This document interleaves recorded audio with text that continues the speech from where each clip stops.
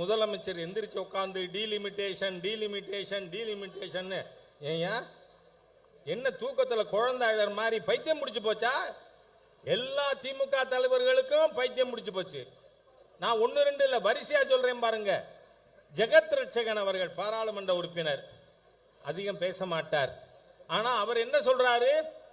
66 கோடி பேர் கும்பமேளா நடந்தது, மேதகு ஜனாதிபதி அவர்களே அங்க நீங்க அனுமதிக்கல குளிக்கிறதுக்கு.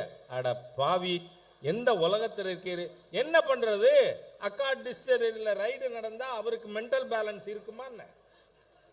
துரைமுருகன் அவர் என்ன பேசுறாரு? வட மாநிலத்தில் இருப்பவர்கள் ஒரு பொம்பளை 5 பொண்டாட்டி 5 புருஷன் 10 புருஷன் கட்டிக்குவான். நான் அதை இப்போ ஹிந்தியில டிரான்ஸ்லேட் பண்ணி எல்லா இந்திய கூட்டணி தலைவர்களுக்கும் அனுப்ப ஏற்பாடு பண்ணிட்டேன்.